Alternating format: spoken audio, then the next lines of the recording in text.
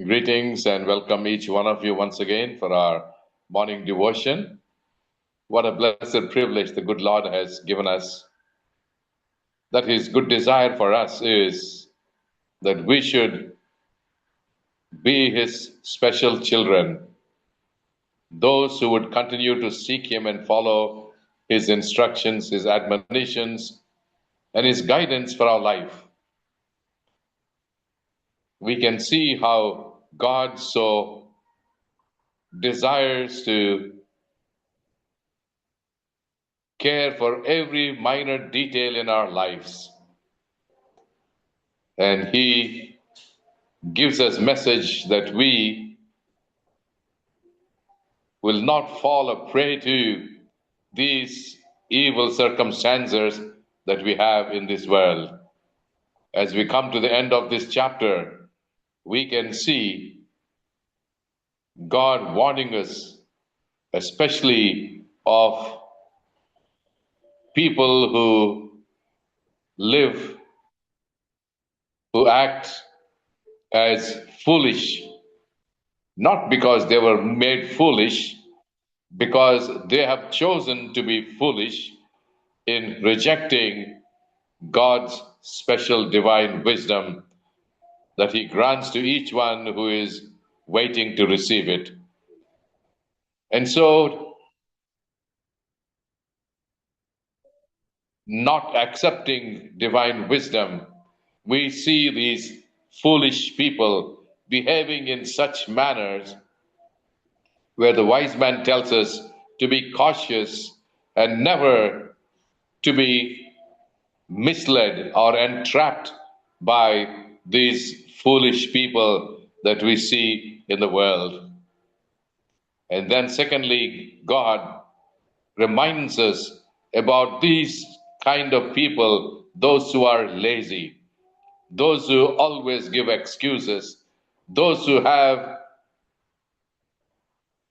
their own way to deal with things contrary to the way that God has shown us. And so, such lazy people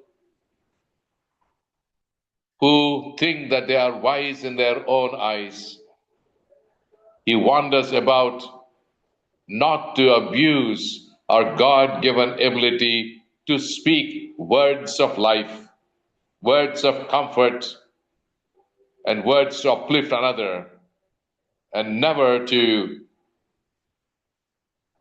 speak foolishly or even to joke at the expense of others. This is a problem that many times we find ourselves trapped with. One making a joke at the expense of others, and such kind of malicious behavior and relation with the other person. And we learned about how dangerous it is to gossip, tale bearing, and wicked speaking. These things which will only cause us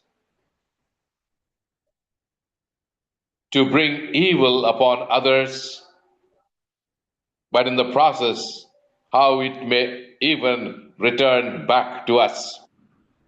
Today, we will see how this reality that we find in nature coming back to us. We will read today the last two verses in this chapter, Deuteronomy 26, verse 27 and 28. Deuteronomy chapter 26, verse Sir, 20. Sir, Proverbs. I'm sorry, Proverbs 26, verse 27, 28. Reading the Holy Scriptures. Whoever digs a pit will fall into it, and he who rolls a stone will have it roll back on him. A lying tongue hates those who are crushed by it, and a flattering mouth works ruin. This chapter once more ends with this most dangerously used organ in our body, the tongue. And what kind of a tongue this is? A lying tongue. We have earlier seen of tongue which is abusive. We have here a tongue which is lying. And the wise man compares such people who do not have control over their organs of speech, like their lips, their tongue, and their mouth, many times used interchangeably to warn us about the dangers of misusing our tongue.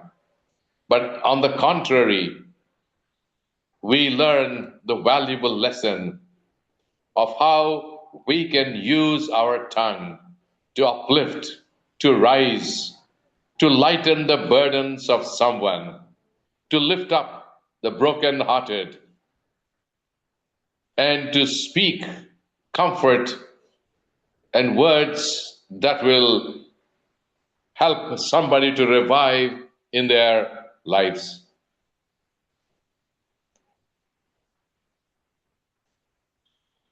Warning us about this danger of a lying tongue, the wise man tells us of this very commonly repeated proverb: be careful, you will fall into the pit that you dig for others. We as human beings many times desire harm for others. It is true that we may have enemies all around us, but it is never a Christian spirit, not a godly attitude, to seek for the fall of others. A lying tongue is one which only seeks destruction, evil for your enemy. But this law of nature that we have studied, of cause and effect, every action will have an equal and opposite reaction. You dig a pit and you wait for your enemy to fall, but either unknowingly or unplanned, that pit that you have dug and covered up, trying to camouflage it so that your enemy would not find, and in the process, perhaps you yourselves may not be able to identify it, and sure enough, you will fall into that same pit. While practically this may not be always the case, what is intended is when you seek the downfall of somebody, that means that you may use, or that bad intentions can reciprocate and bring you reverse reaction. What you intend to do for others, the same can return back to us. That is the direct, logical understanding of this law of science. What you do for others, you will return back the same. You desire harm for somebody, you will receive it in return. If you roll a stone against somebody, remember the same stone can return back to hurt you. We should be careful never to let any such evil situations overtake us. Let us be cautious and be careful when you see such kind of behavior that if you are indulging in, let us be sure that we will not face such wrath in return.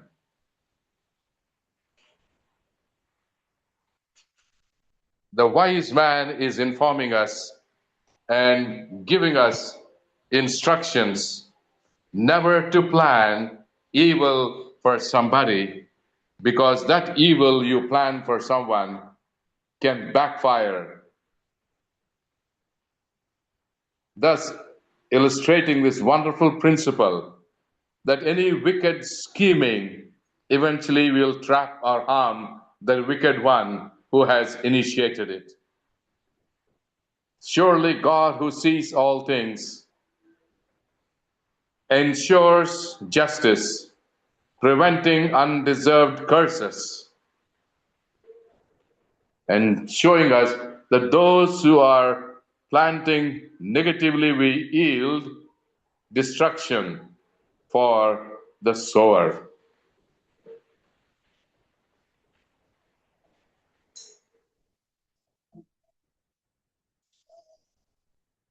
In the ancient times, when they would want to trap some animals, they would dig pits and cover on the top with natural habitation so that the animal will not know that there is a pit right below the surface, and the pit not being visible. Something which has been planned and plotted to harm. But who knows, in the process, your own animal may go and fall into it. This perhaps was something that Solomon must have seen, and so he has taken this wonderful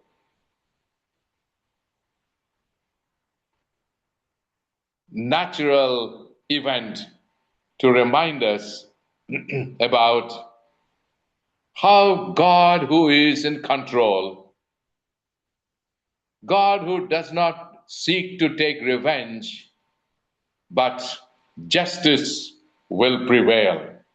Justice will prevail. So instead of digging pits for somebody who you have trouble with, leave them into God's hands. It is God who will do justice. Choose actions and words that will build up somebody, never to do things negatively, for you may reap negatively as a consequence. We see in the Bible some wonderful examples of those who tried to do the same, trying to dig pits for others. We know the story of Haman, this Agagite, working in the realm of the Persian king Artaxerxes. This rivalry that the Agagites had against God's people, seeing Mordecai who would not bow down to him, he planned for his death. Not only Mordecai, but he had planned for the entire Jewish nation to be wiped out. But at such a time, we see in Esther chapter 7, when God intervened through Esther, who fasted and prayed, who sought divine intervention, and the king who would cooperate in enabling God's will to be done. And we know how the story ends. Haman himself, who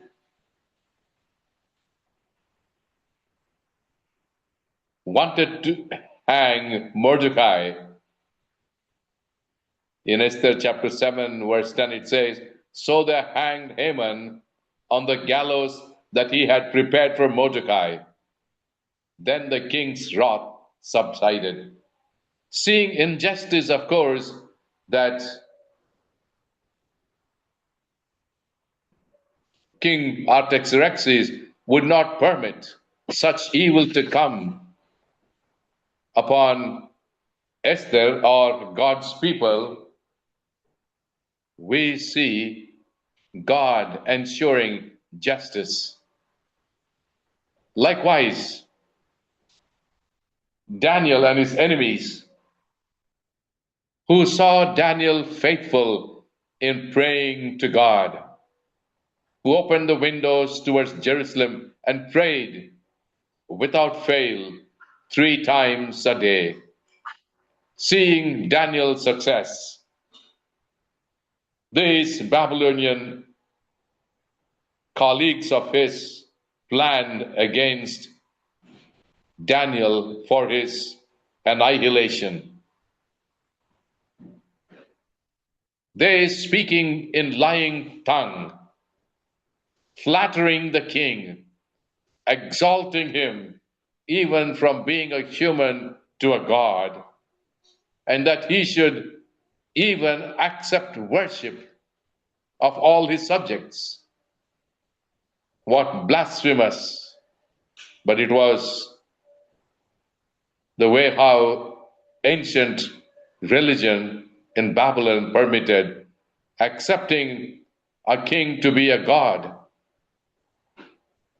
And at such time when Daniel would not pray to anybody but his God in heaven, that he would be faithful to the God who protected him throughout his life, now as an older statesman, Daniel working with the Persians, God was on his side.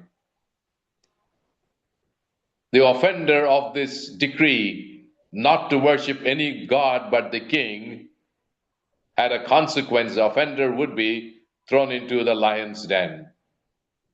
But even though that law of the Medes and Persians, which could not be changed, Daniel was thrown into the lion's den, but God was there with Daniel.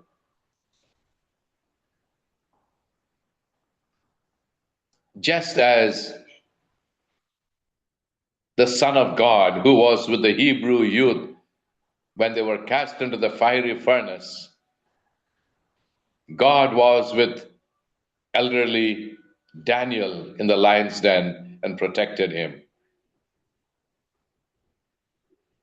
He was brought out of the lion's den, healthy, safe, and sound.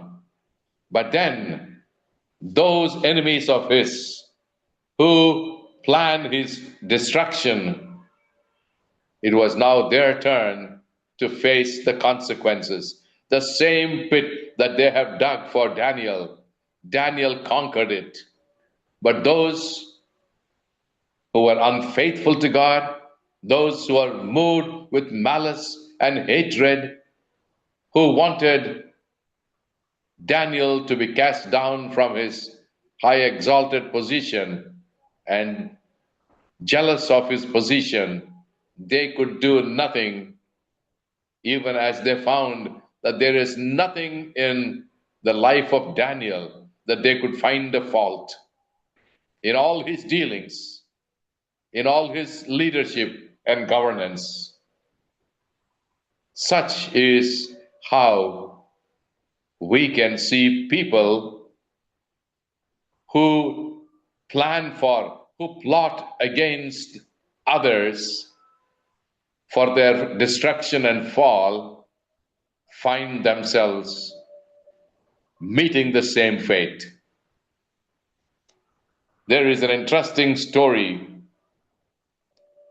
told about Pope Hildebrand, or also called Gregory the Seventh.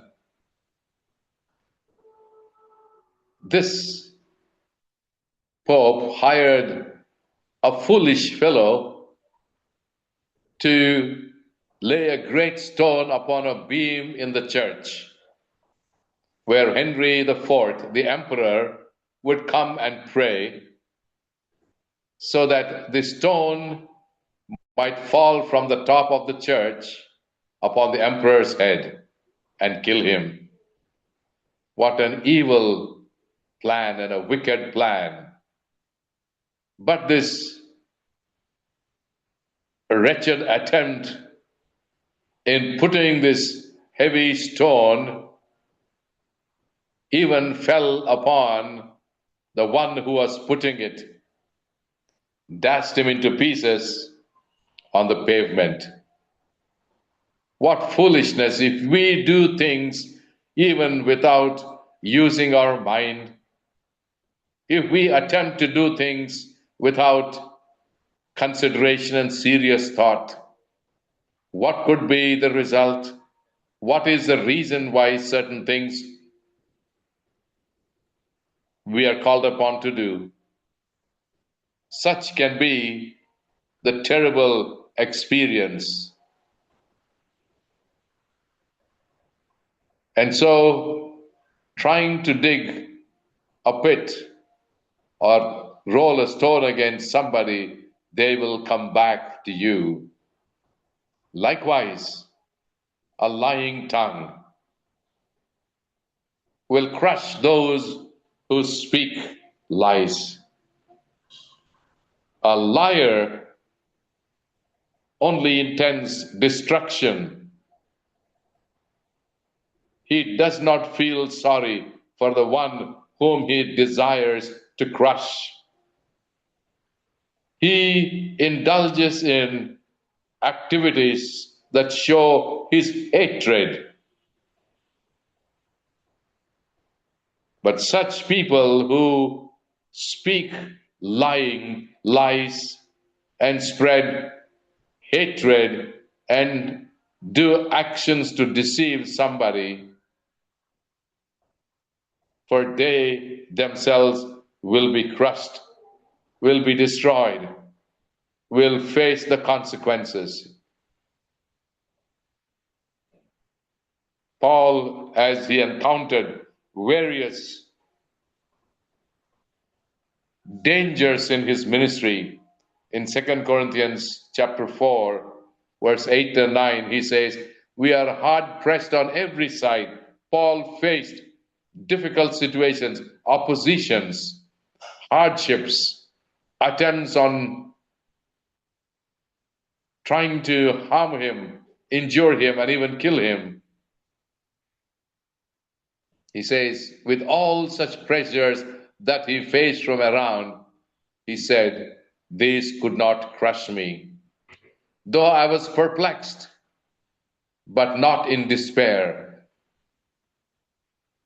2, 3 times he finds himself shipwrecked and perplexed, but he was not in despair, for God said he will save him, and God did protect and save him. He was persecuted many times, beaten by rods, but not destroyed. He was persecuted, but he was not abandoned. There were always God's people who came and protected him.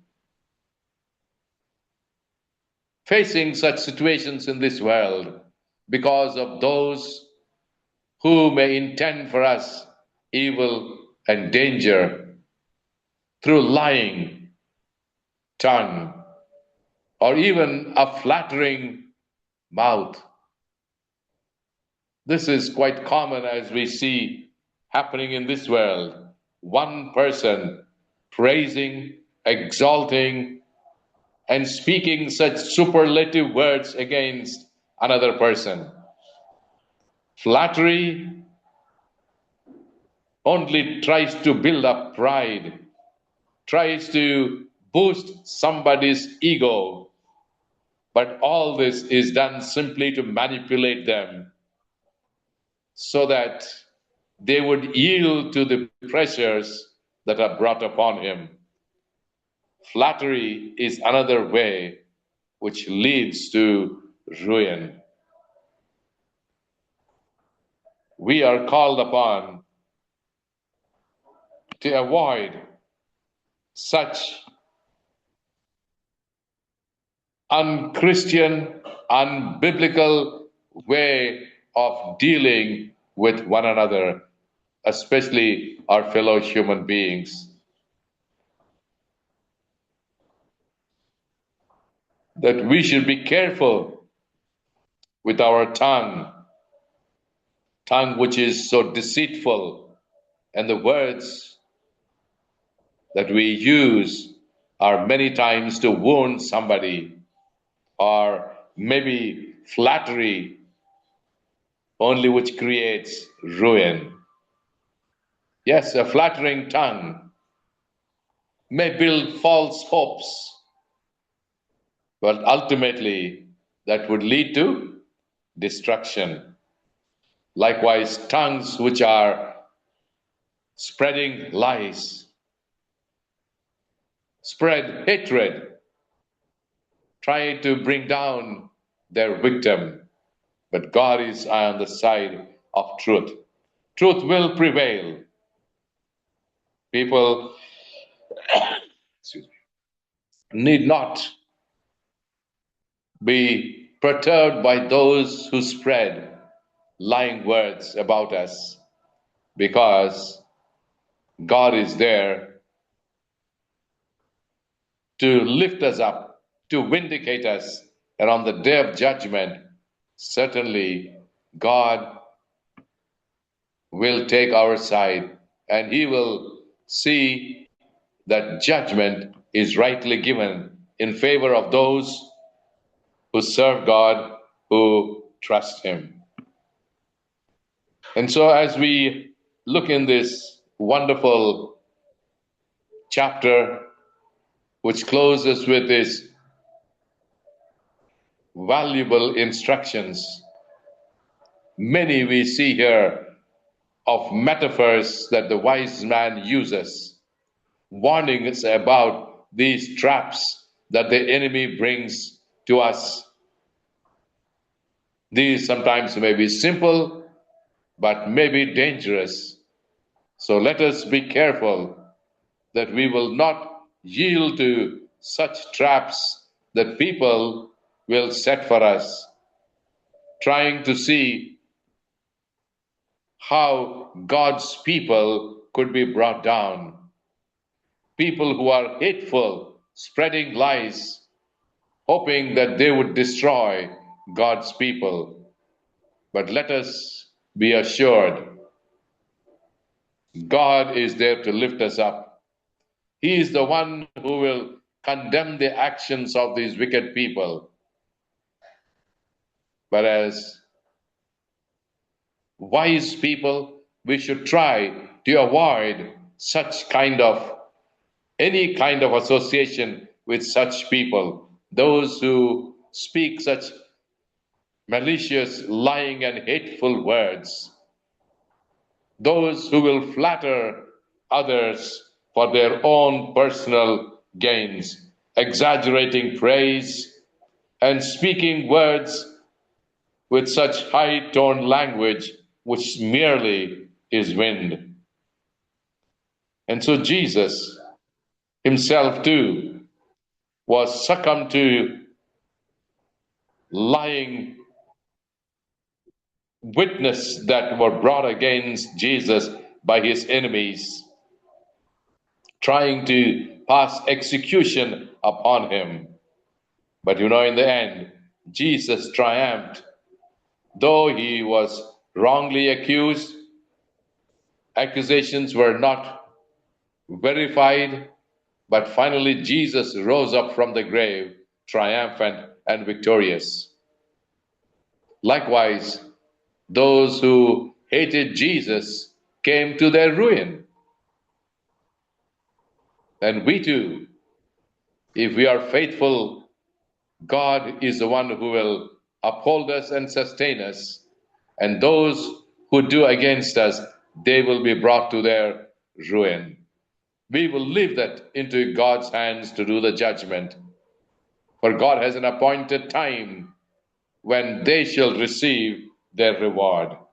But we, as God's people, will be careful, especially of those who have such lying tongue and those who will speak evil and wickedness against somebody, and those who unintentionally would plan for the fall of someone.